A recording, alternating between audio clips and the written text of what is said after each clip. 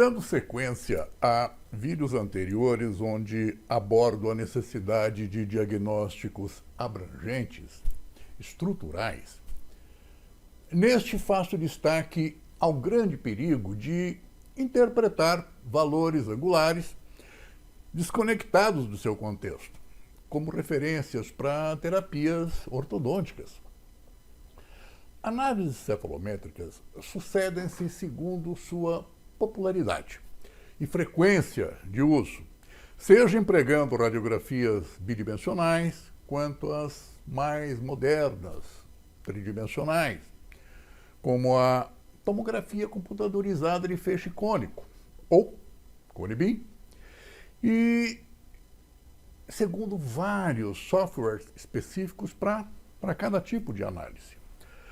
Trata-se de uma evolução muito grande em relação à fidelidade de identificação e mensurações precisas. Daí a razão desse vídeo, pois persiste a indagação. Podemos confiar cegamente nas medidas lineares e angulares fornecidas pela análise cefalométrica? Vamos particularizar alguns exemplos, dentre vários outros, que servem bem ao propósito dessas considerações que faço. Me acompanhe. A análise cefalométrica de Steiner é um método utilizado na ortodontia para avaliar e diagnosticar más oclusões dentárias e esqueléticas. Ela envolve a interpretação de pterografias em norma lateral, cujo objetivo é fornecer informações que auxiliam no diagnóstico de discrepância de bases ósseas maxilo-mandibulares e análise de posicionamentos dentários. Dentre diversas outras relações de sua análise, as lineares e angulares SNA, SNB e ANB estão entre as mais populares. O ângulo SNA, formado pelos pontos cela, násio e ponto A de Downs, fornece informações sobre o posicionamento antero-posterior da maxila em relação à base do crânio, com um valor de 82 graus, considerado normal. Um ângulo aumentado sugere maxila protruída, enquanto diminuído indica retração maxilar. Portanto, é natural que um profissional, numa análise superficial de uma documentação ortodôntica, ao se deparar com um ângulo SNA de 88 graus, por exemplo, conclua que deve haver uma protrusão maxilar, devendo então retrair a maxila aos valores considerados normais. Se encontrar 76 graus, concluirá que está havendo uma retrusão maxilar, devendo então protruí-la. O ângulo SNB, SNIB de Downs, é uma medida que fornece informações sobre posicionamento antero-posterior da mandíbula em relação à base do crânio. E um valor considerado normal de 80 graus, se aumentado, indicaria uma mandíbula protruída em relação à base do crânio, enquanto diminuído, sugere mandíbula retruída. Portanto, ao interpretar um valor SNB com 72 graus, por exemplo, conclui que está havendo uma retrusão mandibular. Por outro lado, se encontrar 84 graus, concluirá que se trata de uma protrusão mandibular, uma classe 3, sugerindo naturalmente as medidas terapêuticas cabíveis a ambas as situações. Já o ângulo ANB,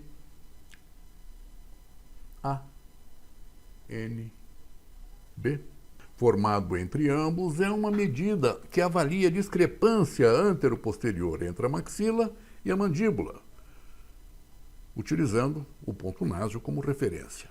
É empregado para avaliar o padrão esquelético, com os valores normais vistos nesse quadro, nessa tela. Ao interpretar um ANB de, por exemplo, menos 6 graus, concluirá que se trata de um padrão esqueletal classe 3. Ou um ANB de 9 graus concluirá que está frente a uma classe 2 esqueletal, ou seja, uma interpretação que resultará em movimentações de bases ósseas maxilomandibulares. Naturalmente, essas leituras são sugestivas para uma ação terapêutica condizente, mas será mesmo? Vejamos. Agora, vamos interpretar tais valores e o que eles vão sugerir para o procedimento terapêutico. Vejamos a figura A. Com base de crânio, com dimensão média de 70 milímetros, a figura B, com dimensão grande, 80 milímetros, e a C, com 60 milímetros.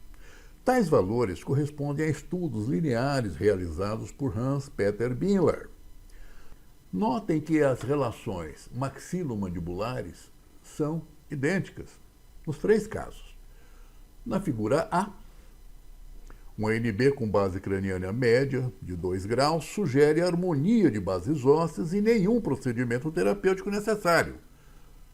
Já a figura B, com base craniana grande, o ANB de menos 2 graus, sugere ora uma classe 3 esquelética, sugerindo uma retrusão maxilar, ou uma protrusão mandibular. Já a figura C, com base craniana pequena, com ANB de 6 graus, sugere uma classe 2 esqueletal resultante de uma protrusão maxilar, ou uma retrusão mandibular, diferente do que mostra a figura em questão.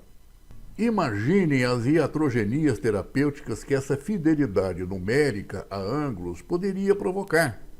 Repare que o relacionamento maxilomandibular nos 3 casos é idêntico e as diferenças angulares no ANB devem-se exclusivamente às diferentes medidas lineares que se observa na figura A, com tamanho de base de crânio de 70 milímetros, tamanho médio, e a ANB de 2 graus, que sugere absoluta normalidade. A figura B, com base de crânio grande de 80 milímetros, com ANB de menos 2 graus, está sugerindo uma classe 3, o que não é o caso, obviamente. Já a figura C, com base craniana pequena de 60 milímetros e uma ANB de 6 graus, está sugerindo uma classe 2 esquelética, o que não é o caso. Pois repare que o SNA é de 86 graus, portanto, uma protrusão maxilar. Durma com barulho desse, não? Vejamos agora outras possibilidades de relacionamento de bases ósseas. No caso dessas figuras, as 3 possuem bases cranianas semelhantes, ao contrário dos exemplos anteriores, e o que vai variar é o padrão rotacional maxilomandibular, como se observa aqui. A figura A sugere uma relação de normalidade com ANB de 2 graus. A figura B, com rotação anterior das bases ósseas e com ANB de menos 5 graus, sugerindo uma classe 3 esqueletal, ou seja, uma retrusão maxilar e ou uma protrusão mandibular. Já a figura C, com uma rotação posterior e um ANB de 8 graus, já sugere uma classe 2, com maxila protruída e ou retração mandibular. Uma visão estrutural indicaria trabalhar as rotações de bases ósseas e respectivos planos oclusais, não tocando em projeções ou retrações individuais que agravariam as displasias. Uma visão estrutural indicaria uma análise biotipológica e que seria fundamental. Por exemplo, a figura B indica ângulos basais posteriores do tipo dólico-prosópico, uma relação dólico sobre dólico, que define uma rotação anterior maxilomandibular. Já a figura C, um padrão leptoprosópico, numa relação leptor sobre lepto. Tais referências fazem parte da análise de Binler, que analisa e particulariza os segmentos craniofaciais e suas interações. Portanto, muita cautela ao interpretar relações angulares sem ter consciência do seu entorno, porque um segmento desviado do conjunto do sistema, provoca consequências no equilíbrio estrutural, caso não haja sua identificação para promover as devidas compensações. Como veem, referenciar procedimentos a valores angulares, limitando-os aos ângulos SNA, SNB e ANB de Steiner, pode provocar equívocos terapêuticos muito graves.